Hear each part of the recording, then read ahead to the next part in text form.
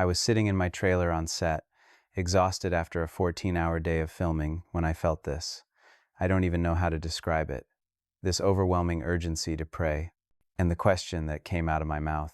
I mean, I didn't plan it. The question was, Jesus, why do some people see miracles and others don't? What he showed me that night, what he revealed about the signs he's been giving to those he's chosen. Honestly, it's going to change the way you look at everything happening in your life right now.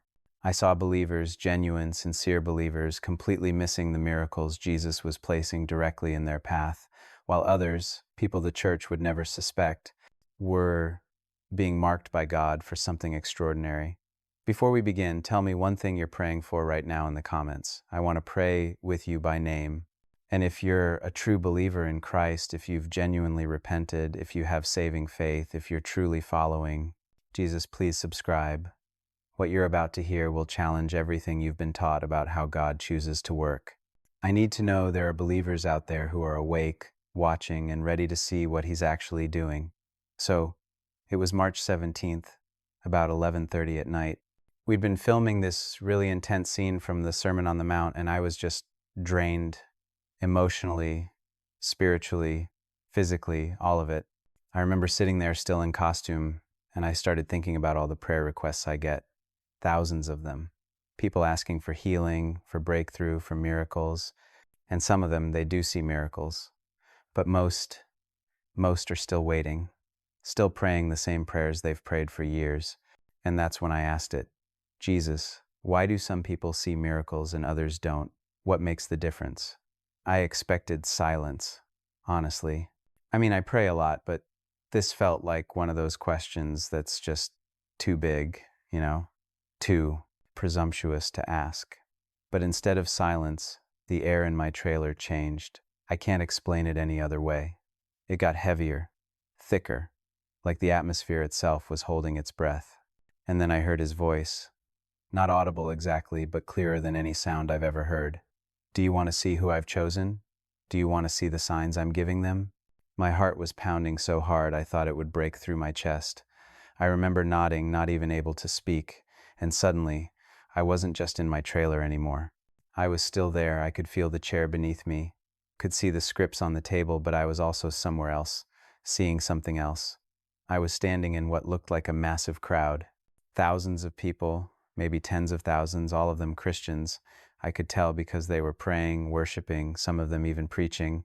And above each person's head, I saw something like a marker. Some people had nothing, just empty space above them. But others, scattered throughout the crowd, had these brilliant points of light hovering over them. Not halos exactly, but markers, signs. Jesus was standing beside me. I couldn't see his face fully, but I knew it was him. The same presence I try to channel when I'm on set, except this was the real thing. And it was overwhelming in a way I can never capture in my performance. These are the ones I've chosen for the next move, he said. His voice carried such authority, but also this deep grief. Do you see them? I nodded, counting the lights. Maybe 1 in every 100 people. Why so few? I asked. Watch, he said. The scene shifted. I was looking at a woman, probably in her 60s, kneeling in her living room. She was praying desperately, tears streaming down her face. God, I need a miracle. Please. I've served you faithfully. I've tithed. I've attended church. I've done everything right. Why won't you answer me? Above her head, nothing. No mark. No light. Does she not qualify? I asked Jesus, feeling my throat tighten. She seems so sincere. Look closer, he said. And suddenly I could see. It's hard to explain, but I could see her thoughts, her motives. She was praying for her miracle, yes, for healing, for breakthrough, but underneath it all was this current of entitlement, I guess. This feeling that she'd earned God's response, that her years of service had put God in her debt. She's asking for a miracle to validate her righteousness, Jesus said quietly. She's not asking for me. She's asking for proof that she's been good enough. The scene shifted again. A young man, maybe mid-20s, sitting in a coffee shop. He wasn't even praying out loud, just sitting there scrolling through his phone, but I could hear his heart. Jesus, I feel like you're telling me to do something crazy. to quit my job and start this ministry. But I'm terrified. What if I'm wrong? What if I fail? Above his head, a brilliant point of light, a marker. Him? I asked, confused. He's not even praying. He's scared, he's doubting. He's listening. Jesus corrected me. He's afraid. Yes, but he's not demanding.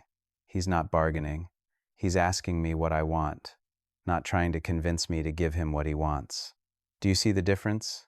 I did, but it terrified me, because if I was honest, how many of my prayers sounded like that woman's? How many times had I approached God like he was a vending machine that should dispense blessings when I inserted the right combination of religious acts? Jesus showed me person after person, a single mother working 2 jobs, no light above her head. She was praying for provision, but her prayers were full of bitterness, anger at God for her circumstances. A wealthy businessman with every material blessing, marked with light, quietly praying about how to give it all away if God asked him to. A worship leader at a megachurch, no mark, obsessed with the anointing, with feeling God's presence in worship, but never asking what God actually wanted from him. A janitor cleaning toilets at 2 a.m., marked praying simple prayers, use me, show me who needs you today. I don't understand, I finally said, my voice breaking. What's the pattern? What makes them different? Jesus turned to look at me fully then, and the weight of his gaze. I literally couldn't breathe. The miracle isn't the point, he said. The miracle is never the point. The ones I'm marking, the ones I'm choosing for what's coming, they're not asking for miracles. They're asking for me. They're not trying to use faith to manipulate outcomes. They're surrendering outcomes to trust me. I felt tears streaming down my face. So the miracles, they're not rewards. They're signs, he said. Confirmations. I'm giving them to show people they're on the right path, that they're hearing my voice correctly. But so many of my children have it backwards. They think the miracle comes first, then the obedience. They want the sign before they'll trust me. But the ones I'm marking, they're trusting me without the sign. And because they trust me without needing proof, I'm giving them proof to encourage them for what I'm about to ask them to do. The scene shifted again, and I was looking at a church. A big one, modern, packed with people. Above the crowd, I saw maybe a dozen lights scattered throughout. Just a dozen in a church of thousands. Watch, Jesus said. The pastor was preaching about faith, about claiming miracles, about speaking things into existence. The crowd was energized, shouting, Amen, claiming their breakthroughs. But I could see, God help me, I could see that most of them were just working themselves into emotional frenzies, trying to feel something, trying to generate faith through force of will. The few marked ones were different. They were quiet. Some had their eyes closed, but not in that performative way. They were actually listening, actually communing with God rather than trying to conjure up feelings. The miracle isn't a magic trick, Jesus said, his voice heavy with sorrow. It's not a formula. It's not a reward for correct theology or perfect faith performance. I give miracles to confirm what I'm already doing in someone's heart, to show them, yes, you're hearing me. Yes, you're on the right path. Yes, I'm with you in this crazy thing I'm asking you to do. I thought about my own life, my own desperate prayers. How many times had I been like that woman on her knees, demanding that God prove himself to me? How many times had I approached miracles like they were the goal instead of just mile markers on a journey that was really about knowing him? So how do we know, I asked. How do we know if we're hearing you right? If we're one of the ones you're choosing? Jesus smiled then, just a little. That's the right question, he said. Finally, you're asking the right question. Not why won't you? Give me what I want, not what do I have to do to earn, but how do I know it's really you? The vision started to fade, but his voice remained clear. Tomorrow night, I'll show you the signs. The specific ways I'm marking those I've chosen for the next move. But understand this, you can't manufacture these signs. You can't earn them or pray them into existence. They're my confirmation of what's already happening in your heart. Stop seeking the miracle, seek me, and the miracle will find you. I gasped, suddenly fully back in my trailer, my face wet with tears, my hands trembling. It was 1:47 a.m. I'd been in that vision for over 2 hours, though it felt like minutes. I sat there in the darkness, my mind racing. Every prayer request I'd received, every person asking me to pray for their miracle, had they been asking for the wrong thing? Had I been praying for the wrong thing? Were we all so focused on the miracle that we'd completely missed the point? But what haunted me most was that question Jesus had affirmed, "How do I know? It's really you?" Because if there were specific signs, specific confirmations he was giving to those he'd chosen, then maybe some of us were missing them. Maybe the miracle was already happening, and we just didn't have eyes to see it. I grabbed my phone and started typing notes, trying to capture everything before it faded. The woman demanding validation. The young man in the coffee shop terrified but listening. The janitor praying simple prayers. The pattern Jesus was showing me, it wasn't about worthiness or religious performance. It was about posture, about approaching God as children approaching a father rather than debtors approaching a creditor. Sleep was impossible that night. I kept replaying the vision, kept seeing those points of light scattered so sparsely through the crowds. 1 in 100, maybe less. And the question that kept circling through my mind, was I one of them? Was I marked? Or was I like that worship leader, so focused on the experience of God, that I'd missed actually knowing God? The next day on set was brutal. I couldn't focus. Between takes, I'd find myself staring at crew members, at cast members, wondering, are they marked? Has Jesus chosen them for whatever's coming? Because he'd said it for what's coming. Like this wasn't just about individual miracles. This was preparation for something bigger. That night, I couldn't wait to get back to my trailer. I didn't know if the vision would continue, but I needed to know. I needed to understand what the signs were, how God was marking his chosen ones. Because if I was missing it, if I'd been praying for miracles while completely missing the miracle of just knowing him, I knelt beside my bed at exactly 11:30, the same time the vision had started the night before, and I prayed the only prayer that felt honest. Jesus, show me if I'm blind. Show me if I'm missing your signs. I don't want the miracle more than I want you. But I need to know, am I hearing you? Am I one of the ones you're choosing? Or am I still playing religious games without realizing it? The air in the room changed again, thickened, and I knew he was about to show me the signs. His presence filled the room before I saw him. That same weight, that same authority mixed with compassion that I'd felt the night before. And when I opened my eyes, I was in that dual reality again, still kneeling in my trailer, but also standing somewhere else, somewhere that looked like, honestly, it looked like a massive observation deck. And below me, I could see the earth, millions of lives playing out simultaneously. You asked to see the signs, Jesus said. He was standing beside me, and this time I could see him more clearly. Not the way I portray him on the show, this was different. His eyes held centuries of pain and joy all at once. But understand, these aren't signs you look for. They're signs I give. You can't manufacture them. You can't earn them. They're my confirmation that someone has stopped seeking the miracle and started seeking me. I nodded, barely able to breathe. The first sign, he said, and suddenly we were looking at a woman, mid-40s, sitting at her kitchen table at 3 a.m. She wasn't praying out loud, just sitting there with her hands wrapped around a cold cup of coffee, tears sliding down her face. Watch her. I watched. She sat there for maybe 10 minutes in silence. Then, quietly, she whispered, I don't understand why. I don't understand any of this.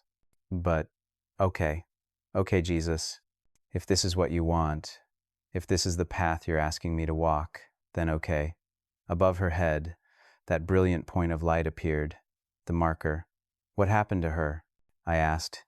Jesus showed me. Her husband had left her 3 months ago. Her teenage son was struggling with addiction. She'd just lost her job. Everything she'd built her life on had collapsed. And for months, she'd been like that first woman I'd seen, demanding answers, demanding that God fix it, bargaining with him. But tonight, Jesus said, she stopped demanding and started surrendering. Do you see? The first sign I give to those I'm choosing is this. They reach a point where they stop trying to negotiate with me and simply say yes to whatever I'm asking, even when they don't understand, even when it makes no sense, even when it costs them everything they thought they needed. But what about her circumstances? I asked. Her husband, her son, her job. Watch, he said again. The scene fast-forwarded. I saw the woman, 3 weeks later. Her circumstances hadn't changed. Her husband was still gone. Her son was still struggling. She was working at a grocery store, barely making ends meet. But she was different. There was this this peace radiating from her. And as I watched, I saw her at that grocery store, talking to another woman who was crying in the cereal aisle. Just talking, just being present. That woman, Jesus said, pointing to the crying stranger, just lost her sister to cancer. She was planning to end her life tonight, but my daughter spoke to her, shared her own pain, showed her she wasn't alone. Tomorrow, that woman will surrender her life to me, not because of a sermon or a tract, but because someone who was drowning reached out a hand to someone else who was drowning.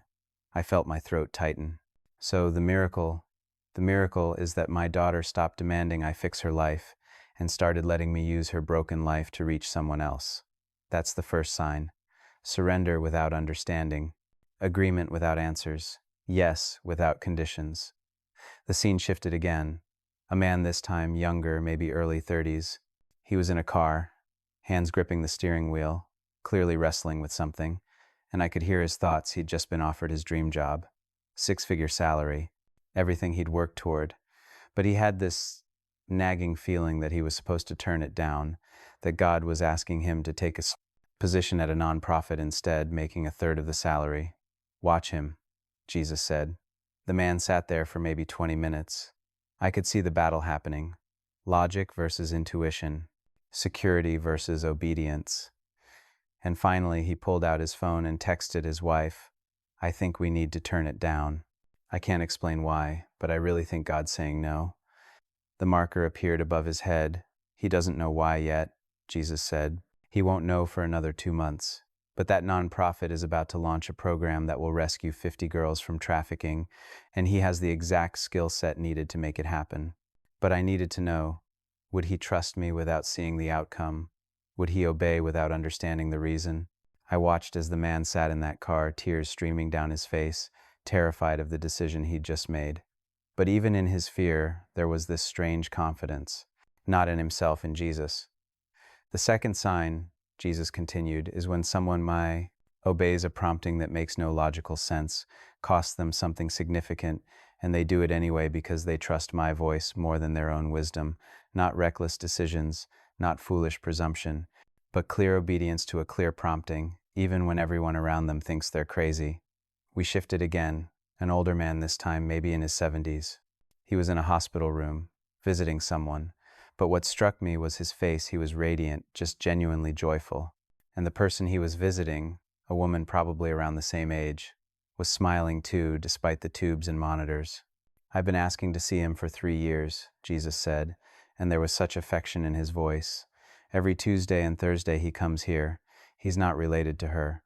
She has no family, no friends. She doesn't even remember his name most days, Alzheimer's. But he comes, he reads to her, prays with her, holds her hand, and he asks for nothing." "Does he have the marker?" I asked. "Watch." As I observed, a nurse walked in. She looked exhausted, defeated. The old man looked up and somehow knew, don't ask me how, but he knew she needed prayer. "Rough shift?" he asked gently. She broke down, just completely fell apart. And this man, he didn't preach at her, didn't offer religious platitudes. He just listened. Then he asked, "Can I pray with you?" And when he prayed, I felt the presence of God move into that room like a physical force. The marker appeared above his head. The third sign, Jesus said, is when someone has learned to see people the way I see them, not as projects or evangelism opportunities or notches on a ministry belt, but as souls I died for. When they can walk into a room and somehow sense who needs my touch, who needs my word, who needs my presence, and they respond without needing recognition or credit or thanks. I was starting to see a pattern. These signs weren't about spectacular gifts or dramatic demonstrations. They were about character, about transformation, about people who'd somehow learned to prefer Jesus over their own comfort, their own logic, their own recognition. "Show me more," I whispered. Jesus showed me a teenage girl marked with light who'd stopped praying for popularity and started praying for courage to sit with the lonely kids at lunch. A businessman marked who'd stopped praying for success and started praying for integrity, even when it cost him clients. A pastor, and this shocked me, a pastor of a small church who'd stopped praying for growth and started praying for depth, even though his board was pressuring him to focus on numbers. "But what about the megachurch pastors?" I asked. The ones with thousands of people? Jesus' expression darkened. He showed me a massive church, cameras everywhere, lights, production value that rivaled any concert. The pastor was dynamic, charismatic, preaching about abundance and breakthrough. The crowd was on their feet. Above his head nothing, no marker. But he's reaching thousands, I protested. He's entertaining thousands, Jesus corrected sadly. Watch. I saw the pastor after the service in his office, counting attendance, reviewing giving reports, planning the next series based on what would draw the biggest crowd. And when he actually prayed, his prayers were all about growth, about expansion, about influence. He's not asking me what I want, Jesus said. He's asking me to bless what he's already decided to do. There's a difference. Then he showed me a woman leading a Bible study in her living room. 8 people total. Above her head, brilliant light. She turned down 3 offers to speak at conferences this year, Jesus said. She could have built a platform, written a book, become well known. But I asked her to stay small, to go deep with these 8 women, and she said yes. She trusted that I know better than the world about what true success looks like. I felt sick, because honestly, how many times had I measured my own spiritual life by external metrics? By how many people came to Christ through my witness, by how many people watched the show, by how visible my faith was. The 4th sign, Jesus said, reading my thoughts, is when someone stops measuring their spiritual life by worldly metrics and starts measuring it by my metrics. Faithfulness over fruitfulness, obedience over outcomes, character over credentials. The visions kept coming. A single mom marked who'd stopped praying for a husband and started praying to be whole in me. A college student marked who'd stopped praying for straight A's and started praying for wisdom. An elderly couple, both marked, who'd stopped praying for comfort in their last years and started praying to finish strong, to be used by God until their final breath. And then Jesus showed me something that broke me completely. A church service. Sunday morning. Normal, typical. The pastor gave an altar call for anyone who needed prayer, and I watched as 2 people came forward. One was a well-dressed woman, probably in her 50s, who knelt at the altar weeping loudly, hands raised, clearly having an emotional experience. The other was a young man who shuffled forward hesitantly, stood off to the side, and barely whispered his prayer. The whole church noticed the woman, praised God for the obvious move of the Spirit. Barely anyone noticed the young man. But above the woman's head, nothing. Above the young man's head, a brilliant marker. What's the difference? I asked, though I was starting to understand. Jesus showed me. The woman was there every week, every altar call, seeking an experience, seeking to feel something. Her prayers were always about her pain, her needs, her desire to feel God's presence. She'd been doing this for years. Same emotional experience, same tears, but no actual change in her life. The young man had never come forward before. He was terrified. But he'd spent the last 3 months in secret, wrestling with an addiction to pornography, and he'd finally reached the point where he couldn't do it alone anymore. His whispered prayer was simple. Jesus, I can't beat this on my own. I need you. Really need you. Please help me. She's seeking an experience, Jesus said gently. He's seeking transformation. She wants to feel close to me. He wants to actually be close to me. She's performing her spirituality. He's exposing his brokenness. Do you see the difference? I did. Oh God, I did. And it wrecked me. Because how many times had I been that woman?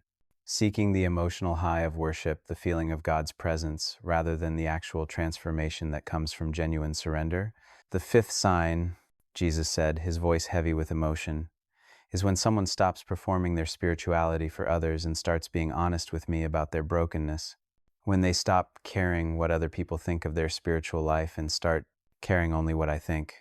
When they'd rather be genuinely struggling in secret than falsely victorious in public. I was crying now, openly weeping, because I was seeing it all these years. I'd thought I was serving Jesus, portraying Jesus, following Jesus, but how much of it had been performance? How much had been about the appearance of spirituality rather than the reality of it? I'm not one of them, am I? I finally asked. I'm not marked. I've been playing at this. Jesus turned to look at me, and his eyes held such compassion. You're here, he said simply. You're asking. You're listening. You're willing to be wrong. That's the beginning. But understand these signs, they're not a checklist. They're not something you work toward. They're evidence of a heart that's already being transformed. You can't decide to surrender and then surrender. You can't choose to stop performing and still be performing. It has to be real. Then how? I asked desperately. How do I get there? Stop seeking the miracle, he said again.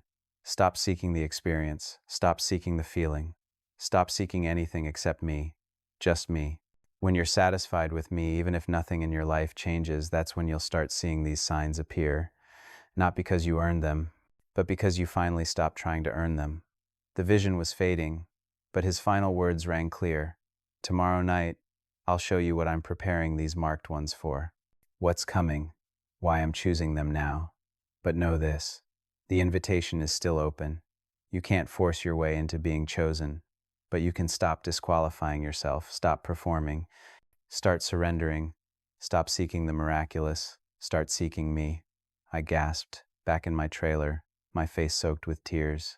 It was 2:43 a.m., and I felt hollow, exposed, like every religious facade I'd built had been stripped away, but also, strangely, I felt hope, because the door wasn't closed, the invitation was still open. I just had to stop trying so hard to be spiritual and start actually being honest. The next day, I couldn't shake it. Every conversation, every scene we filmed, every moment between takes, I found myself looking at people differently, wondering, are they performing too? Or have they found that place of genuine surrender? And more importantly, was I willing to actually stop performing myself? Or was I just performing the role of someone who'd stopped performing? That's the thing about spiritual revelation, you know? It exposes layers you didn't even know were there. I thought I'd been sincere. I thought I'd been genuine. But now I was seeing how much of my faith had been about maintaining an image, even an image I was maintaining for myself. I barely ate that day, couldn't focus. Between takes, I'd slip away to be alone, trying to practice just being honest with God. No fancy prayers, no spiritual language. Just, Jesus, I'm scared I've wasted years playing church. I'm scared I don't actually know you the way I thought I did. And I'm scared to find out what you're really asking of me. That night, I didn't wait until 11:30. I was in my trailer by 9, and I knelt down immediately. Please, I prayed, show me what's coming. Show me why you're marking these people. Show me what all of this means. The presence came faster this time, like he'd been waiting for me. And suddenly I was back in that observation deck position, looking down at the earth, at millions of lives playing out simultaneously. But this time, I could see something different, like a storm gathering on the horizon. Not a literal storm, but I don't know how else to describe it. A spiritual shift, something massive approaching. What you're about to see, Jesus said, his voice solemn. Most of my church isn't ready for. They think they are. They've been taught they are. But what's coming will separate those who truly know me from those who only know about me. I felt my stomach drop. What's coming? He didn't answer directly. Instead, he showed me a scene. A church could have been any church in America. Sunday morning service. People worshiping, singing, hands raised. It looked beautiful, it looked anointed, but then Jesus did something that terrified me. He turned up the spiritual intensity. That's the only way I can describe it. It was like he increased the spiritual pressure in the room, and suddenly I could see what was real and what wasn't. Half the worship stopped. Not physically, people were still singing, still had their hands raised, but the connection was gone. They were going through motions, singing words, but there was no actual communion happening. They were performing worship without actually worshiping. The other half, those with the markers above their heads, they went deeper.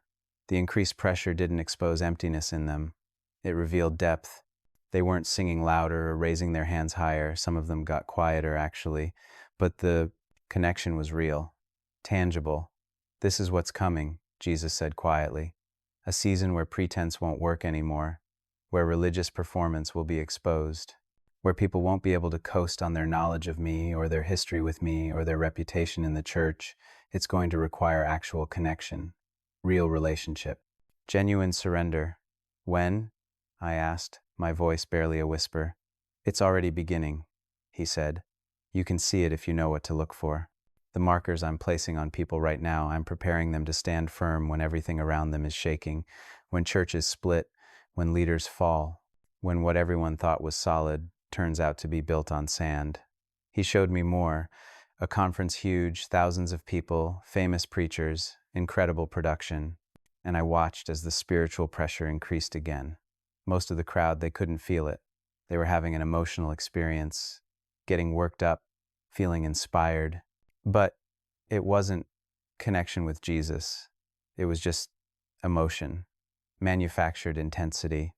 But scattered throughout the crowd, those marked ones, they were uncomfortable. Some of them were actually getting up and leaving, not because they were offended, but because they could sense the emptiness underneath the hype. They were craving something real, and this wasn't it. I'm calling them out, Jesus said, out of the circus, out of the show, out of the performance-based faith that's taken over my church. I'm calling them back to the simplicity of just knowing me, of hearing my voice, of following me even when it cost them their reputation, their platform, their place in the system. Then he showed me something that made my blood run cold, a massive persecution, not physical, not yet anyway, but social, economic, cultural. I watched as people who'd been marked, who'd answered his call to genuine surrender, started being pushed to the margins, losing jobs for standing on biblical truth, losing friendships for refusing to compromise, watching their churches choose cultural acceptance over biblical faithfulness, and the ones who'd been playing at Christianity, who'd been performing but never truly surrendering, they folded immediately. They couldn't withstand the pressure because there was nothing real underneath their religious exterior. But the marked ones, Jesus said, and his voice held such pride, watch them. I watched, and man, they were incredible. Not because they were strong, most of them were terrified. Not because they were confident, many of them were full of doubt. But they held on, they kept seeking him. They kept choosing truth over comfort. They kept surrendering even when surrender cost them everything. And as I watched, I started seeing the miracles. Real miracles, not the flashy, look at me kind that churches love to broadcast, but the kind that actually matter.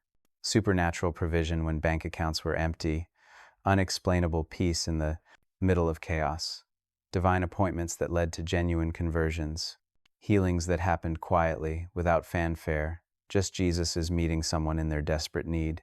This is why I'm marking them now, Jesus explained. The miracles aren't the reward, they're the equipment. I'm confirming my voice to them now, while there's still time to learn to hear it clearly. Because when the pressure increases, when everything is shaking, they're going to need to know with absolute certainty that they can hear me, that they can trust me, that I'm real and I'm with them. I thought about all the teaching I'd heard about end times, about tribulation, about persecution. Most of it focused on signs in the sky, wars and rumors of wars, political developments. But what Jesus was showing me was different. The real test wasn't going to be about knowing prophecy or having the right theology about the sequence of events. The real test was going to be, do you actually know me, or do you just know about me? How do they prepare? I asked desperately. The people watching this, the people hearing this story, how do they get ready? How do they become one of the marked ones? Jesus turned to look at me fully, and I felt the weight of his gaze. They stop preparing and start surrendering, he said simply. Stop trying to figure out the timeline. Stop trying to decode the signs. Stop trying to position yourself for the end times. Just surrender to me today, this moment. Whatever I'm asking of you right now, do that. Not what you think I might ask tomorrow. Not what you imagine I'll require in some future crisis. What I'm asking right now. He showed me a man, ordinary guy, middle-aged, sitting in his living room. No mark above his head yet. He was reading his Bible, studying end times prophecy, convinced he was preparing himself. But his wife was in the next room, crying, feeling alone in their marriage, and he had no idea. Jesus was asking him to close the book and go love his wife, to be present with her, to sacrifice his study time for connection with her, but he didn't hear it. He was so focused on preparing for some future crisis that he was failing the test right in front of him. You see, Jesus said sadly, he thinks he's getting ready for persecution, for tribulation, for the end times, but he's failing the simple test of loving his wife well. And if he can't hear my voice about that, how will he hear it when everything is falling apart around him? Then he showed me a young woman. She had the marker above her head. She wasn't studying prophecy. She was serving at a homeless shelter, hands dirty, dignity laid down, just loving people nobody else wanted to love. And as I watched, she felt this prompting, give your coat to that woman. It was a nice coat, expensive, and it was cold outside. But she did it without hesitation. That's the test, Jesus said, not some future dramatic moment. Today's obedience. This moment's surrender. The small yes, when nobody's watching and nothing seems to be at stake. That's what prepares people. That's what I'm looking for. I felt conviction wash over me like a wave. What about me? I asked, my voice breaking. What are you asking of me right now? What's my test? The vision shifted, and suddenly I was looking at myself. On set, filming a scene where I'm portraying Jesus, and I could see it, the subtle pride, the way I'd started to feel important because I was playing this role, the way I'd begun to think my prayers carried more weight because of my position, the way I'd used the platform not just to point to Jesus, but to elevate myself. Your test, Jesus said quietly, is to decrease, to use the platform to genuinely point to me, not to yourself, to be willing to be forgotten, to be replaced, to step aside whenever I ask, to hold your role with an open hand. That's your test right now, not some future dramatic sacrifice. Today's willingness to be nothing so I can be everything. I broke, just completely shattered, because he was right. I'd been playing the role of Jesus while subtly making it about me. I'd been performing humility while feeding my ego. I'd been preaching surrender while holding tightly to my platform, my reputation, my importance. I'm sorry, I whispered, tears streaming down my face. I'm so sorry. I didn't even see it. I thought I was serving you, but I've been serving myself, using you to build my own kingdom instead of building yours. I know, Jesus said gently. That's why I'm showing you. That's why I'm calling you to something real. You can't portray me without knowing me. You can't point others to me while you're pointing to yourself. This has to change, and it has to change now, not someday. Now. The vision was fading, but he had more to say. I could feel it. Tell them, he said, his voice urgent. Tell everyone who hears this. The invitation is still open. The door isn't closed. I'm still marking people, still calling people, still preparing people for what's coming. But they have to stop performing and start surrendering, stop seeking the miracle and start seeking me. Stop preparing for some imagined future crisis and start passing today's test. What's today's test? I asked. Whatever I'm asking them to do right now. That prompting they've been ignoring, that conviction they've been arguing with, that surrender they've been postponing, that's the test. And if they pass it, if they actually obey, they'll find that I'm already there, already confirming my voice, already marking them for what's coming. And the miracles? I asked. When do they see the miracles? Jesus smiled then, just slightly, when they stop looking for them, when they surrender so completely that they're satisfied with just me. Whether anything miraculous happens or not, that's when they discover that everything about walking with me is a miracle. The provision, the peace, the presence, the power to obey when obedience makes no sense. That's all miraculous. They've just been so focused on the spectacular that they've missed the supernatural that's been happening all along. The vision ended, and I was back in my trailer, gasping, shaking, my face soaked with tears. It was 11:47 p.m., but I wasn't done. I couldn't be done, because everything in me knew this was my moment. This was my test. I pulled out my phone and started deleting things. Social media posts where I'd been subtly promoting myself under the guise of promoting Jesus. Upcoming speaking engagements where I knew, if I was honest, I was more excited about the platform than the message. Plans I'd made for building my brand, expanding my influence, securing my future. And then I prayed the scariest prayer I've ever prayed. Jesus, I want the mark. I want to be one of the ones you're choosing. Not because I want the miracle or the platform or the recognition. Just because I want you. I want to actually know you, not just portray you. So whatever. You're asking yes? I'm saying yes right now, without knowing what it'll cost me, without needing to understand, without demanding a sign. Just yes. Nothing dramatic happened. No lights, no voice, no supernatural confirmation. Just a deep, settling peace, a sense that something had shifted, that a door had opened that I'd been unknowingly standing outside of for years. I don't know if I have the mark now. I don't know if I passed the test. But I know this. I'm done performing. I'm done pretending. I'm done building a spiritual resume while neglecting actual relationship with Jesus.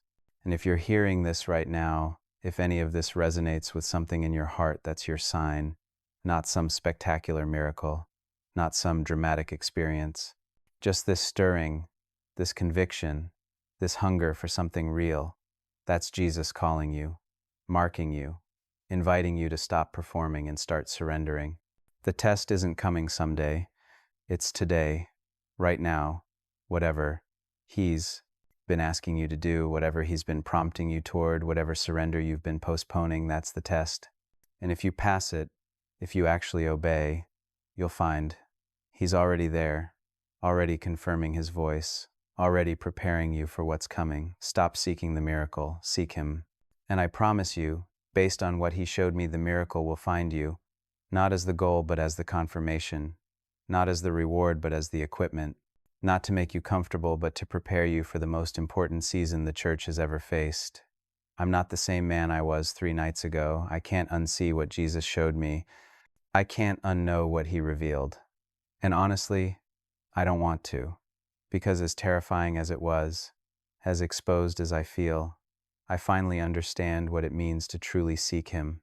If you're a true believer, if you've genuinely repented, if you have saving faith, if you're truly following Jesus, don't let this moment pass. Don't let conviction fade into comfortable complacency. Whatever He's asking you right now, say yes. Not tomorrow, not when you're ready, now. The marked ones Jesus showed me, they weren't special. They weren't more talented or more spiritual or more qualified. They were just willing to surrender, willing to obey, willing to trust Him more than they trusted their own understanding. That can be you. That can be any of us. The invitation is still open. The door isn't closed, but we have to stop performing and start surrendering. Stop seeking the spectacular and start embracing the supernatural simplicity of just knowing Him. That's the miracle. That's the sign. That's what He's been trying to show us all along. Are you ready to see it?